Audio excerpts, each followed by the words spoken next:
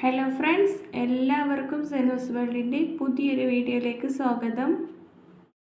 ഇന്ന് ഞാൻ വന്നിരിക്കുന്നത് ഒരു അടിപൊളിയായിട്ടുള്ള ഒരു രസത്തിൻ്റെ റെസിപ്പി ആയിട്ടാണ്. രസം പല രീതിയിൽ ഉണ്ടാക്കിയെടുക്കുന്നുണ്ടെന്നുണ്ടെങ്കിലും ഏറ്റവും സിമ്പിളായിട്ടാണ് ഞാനിവിടെ ഉണ്ടാക്കിയെടുത്തിട്ടുള്ളത്. അപ്പോൾ നമുക്കത് എങ്ങനെ ഉണ്ടാക്കിയെടുക്കുന്നത് നോക്കാം. ആദ്യത്തിലേക്ക് ആവശ്യത്തിന് പുളിക്ക് ആവശ്യത്തിലുള്ള ഒരു നെല്ലിക്ക വലുപ്പത്തിലുള്ള പുളി ഞാനിവിടെ ചെറു ചൂടുവെള്ളം ഒഴിച്ച് നല്ലപോലെ കുതിരാൻ വേണ്ടി ഇട്ട് വെച്ചിട്ടുണ്ട്. ഒരു 10 മിനിറ്റ് ആകുമ്പോഴേക്കും നമ്മുടെ പുളിയൊക്കെ നല്ലപോലെ തന്നെ കുതിർന്ന് വരും. എന്നിട്ട് നമുക്ക് കൈ വെച്ച് നല്ലപോലെ തന്നെ പുളിവെള്ളം റെഡിയാക്കി എടുക്കാം. ഇനി ഇതിലേക്ക് 1 ടീസ്പൂണോളം ചെറിയ ജീരകം, അതുപോലെ ഒരു 1.5 ടീസ്പൂണോളം കുരുമുളകും ഇതുപോലെ ചതച്ചെടുക്കണം.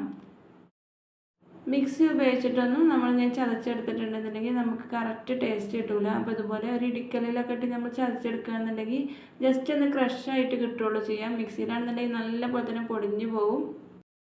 ഇപ്പോൾ ഇതാ നമ്മുടെ ചെറിയ ജീരകവും കുരുമുളകും ഒക്കെ നല്ലപോലെ തന്നെ ചതഞ്ഞ് വന്നിട്ടുണ്ട്. ഇനി നമുക്കിത് ഒരു പാത്രത്തിലേക്ക് മാറ്റി കൊടുക്കാം. നമ്മൾ ഉണ്ടാക്കിയെടുക്കുന്ന രസത്തിനനുസരിച്ച് ഇതിലൊക്കെ മാറ്റം വരുത്താം കേട്ടോ. ഞാൻ വളരെ കുറഞ്ഞ അളവിൽ റെഡിയാക്കി എടുക്കുന്നുള്ളൂ. പിന്നെ ഇതിലേക്ക് ഒരു ചെറിയ കഷ്ണം ഇഞ്ചി ചെറിയ പീസാക്കി കട്ട് ചെയ്തിട്ട് കൊടുക്കാം. അതുപോലെ കുറച്ച് ചെറിയ ഉള്ളി ചെറുതാക്കി കട്ട് ചെയ്തതും പിന്നെ കുറച്ചധികം വെളുത്തുള്ളി കൂടി ചേർത്ത് കൊടുക്കണം. വെളുത്തുള്ളി നമ്മൾ രസത്തിൽ കുറച്ച് കൂടുതലായിട്ട് ചേർത്ത് കൊടുക്കും. അതും ഇതുപോലെ തന്നെ ജസ്റ്റ് ഒന്ന് ചതച്ചെടുക്കണം. ഇതൊക്കെ നമ്മൾ മിക്സിയിലിട്ട് അരച്ചെടുത്തിട്ടുണ്ടെങ്കിൽ നല്ലപോലെ തന്നെ പേസ്റ്റായി പോവും. അതുകൊണ്ടാണ് ഇതുപോലെ ചതച്ചെടുക്കുന്നത്. ഇപ്പോൾ ഇതാ നമ്മുടെ ചെറിയ ഉള്ളിയും ഇഞ്ചിയും വെളുത്തുള്ളിയും ഒക്കെ നല്ലപോലെ തന്നെ ചതഞ്ഞ് വന്നിട്ടുണ്ട്. ഇനി നമുക്കിതൊരു പാത്രത്തിലേക്ക് മാറ്റി കൊടുക്കാം. വളരെ സിമ്പിളായ രീതിയിലാണ് ഞാനിവിടെ രസം റെഡിയാക്കി എടുക്കുന്നത്. അപ്പോൾ രസം ഉണ്ടാക്കിയെടുക്കാൻ അറിയാത്തവരാണെന്നുണ്ടെങ്കിലും ഇതുപോലെ റെഡിയാക്കി എടുത്തിട്ടുണ്ടെങ്കിൽ നല്ല പെർഫെക്റ്റ് ടേസ്റ്റും ആയിരിക്കും. അതുപോലെ തന്നെ നമുക്ക് ഉണ്ടാക്കിയെടുക്കാനും വളരെ ഈസിയാണ്. ഇനി നമുക്ക് രസം റെഡിയാക്കി എടുക്കാം. ഞാനിവിടെ ഒരു പാൻ അടുപ്പിൽ വെച്ചിട്ടുണ്ട്. ചൂടായി വരുമ്പോൾ ഒരു 2 ടീസ്പൂണോളം വെളിച്ചെണ്ണ ചേർത്ത് കൊടുക്കാം. വെളിച്ചെണ്ണയ്ക്ക് നല്ലപോലെ തന്നെ ചൂടായി വരുന്ന സമയത്ത് 1 ടീസ്പൂണോളം കടുക് ചേർത്ത് കൊടുത്തിട്ടുണ്ട്.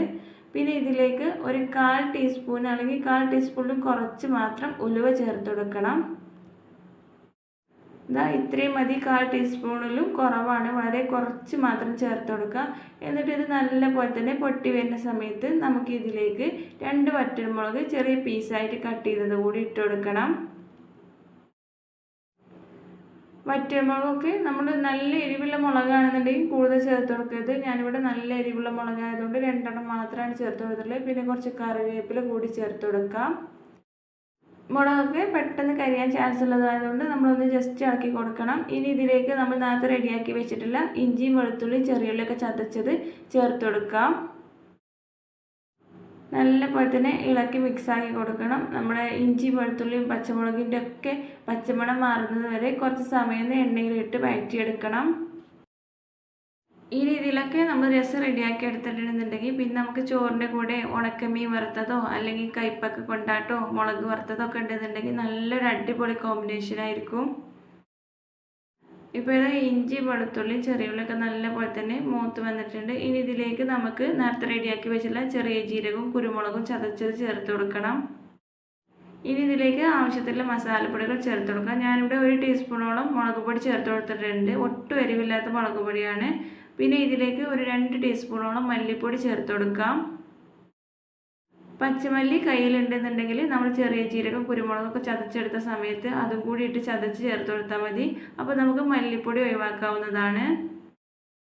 പിന്നെ ഇതിലേക്ക് ഒരു 1/2 ടീസ്പൂണോളം മഞ്ഞൾപ്പൊടി കൂടി ചേർത്ത് കൊടുത്തിട്ടുണ്ട്. ആവശ്യത്തിനുള്ള ഉപ്പ് കൂടി ചേർത്ത് കൊടുക്കാം. എന്നിട്ട് ഇതെല്ലാം നല്ലപോലെ തന്നെ മിക്സാക്കി എടുക്കാം. മസാലപ്പൊടികളൊക്കെ പെട്ടെന്ന് കരിഞ്ഞു പിടിക്കും. അതുകൊണ്ട് നല്ലപോലെ തന്നെ മിക്സാക്കി എടുക്കണം. കുറച്ച് സമയം ഇളക്കി കൊടുത്തതിന് ശേഷം കട്ട് ചെയ്ത് വെച്ചിട്ടുള്ള 2 ചെറിയ തക്കാളിയാണ് ഞാനിവിടെ എടുത്തിട്ടുള്ളത്. അതിലേക്ക് ഇട്ട് കൊടുക്കാം. തക്കാളിയൊക്കെ നമ്മൾ രസത്തിലേക്ക് കട്ട് ചെയ്തെടുക്കുമ്പോൾ നല്ലപോലെ കുഞ്ഞതാക്കി കട്ട് ചെയ്തെടുക്കരുത്. കുറച്ചൊക്കെ വലിയ പീസായിട്ട് വേണം കട്ടാക്കി എടുക്കാൻ. എന്നിട്ട് ഈ മസാലയിലേക്ക് ഇട്ട് ജസ്റ്റ് ഒന്ന് വഴറ്റി കൊടുക്കാം. കൂടുതൽ സമയത്ത് തക്കാളിയൊക്കെ നല്ലപോലെ തന്നെ വേവിച്ചെടുക്കുകയും ചെയ്യരുത്. ജസ്റ്റ് ഒന്ന് മിക്സാക്കി എടുത്തതിന് ശേഷം നമ്മൾ നേരത്തെ റെഡിയാക്കി വെച്ചിട്ടുള്ള പുളിവെള്ളം ഇതിലേക്ക് ചേർത്ത് കൊടുക്കാം. നേരത്തെ ഞാൻ പറഞ്ഞതുപോലെ തന്നെ മല്ലി ഉണ്ടെന്നുണ്ടെങ്കിൽ മല്ലി തന്നെ ചേർത്ത് കൊടുക്കാം. മല്ലിപ്പൊടി ഓപ്ഷനിലാണ്, ഇല്ലാന്നുണ്ടെങ്കിൽ മാത്രം ചേർത്ത് കൊടുത്താൽ മതി. പുളിവെള്ളമൊക്കെ ചേർത്ത് കൊടുത്തതിന് ശേഷം നമുക്ക് ആവശ്യത്തിന് വെള്ളം ഇതിലേക്ക് ചേർത്ത് കൊടുക്കണം. കുറച്ച് കൂടുതൽ വെള്ളം തന്നെ നമ്മൾ രസത്തിലൊക്കെ ചേർത്ത് കൊടുക്കും. അപ്പോൾ ഇതാ ഞാനിവിടെ അത്യാവശ്യം വെള്ളമൊക്കെ ചേർത്ത് കൊടുത്തിട്ടുണ്ട്. ഇനി ഇതൊക്കെ നല്ല പോലെ വെന്ത് വരുന്നവരെ നമുക്ക് വെയിറ്റ് ചെയ്യാം. നമുക്ക് വളരെ പെട്ടെന്ന് തന്നെ റെഡിയാക്കി എടുക്കാൻ പറ്റുന്ന ഒരു സിമ്പിൾ റെസിപ്പിയാണിത്. ഒരു 5 മിനിറ്റ് സമയം ഒന്ന് അടച്ചു വെച്ച് വേവിച്ചെടുക്കണം. രസമൊക്കെ ഉണ്ടാക്കിയെടുക്കാൻ വളരെ ഈസിയാണ്. അതുപോലെ തന്നെ നമുക്ക് വളരെ കുറഞ്ഞ സമയത്ത് റെഡിയാക്കി എടുക്കാനും പറ്റും. ഇനി ഇതിലേക്ക് ഇതിൻ്റെ മെയിൻ ഇൻഗ്രീഡിയൻ്റായ കായപ്പൊടി ചേർത്ത് കൊടുക്കാം. ഞാനിവിടെ ഒരു 1.5 ടീസ്പൂണോളം കായപ്പൊടി ചേർത്ത് കൊടുത്തിട്ടുണ്ട്. പിന്നെ ഒരു പിടി മല്ലിയില ചെറുതാക്കി കട്ട് ചെയ്തും കൂടി ഇട്ട് കൊടുക്കാം.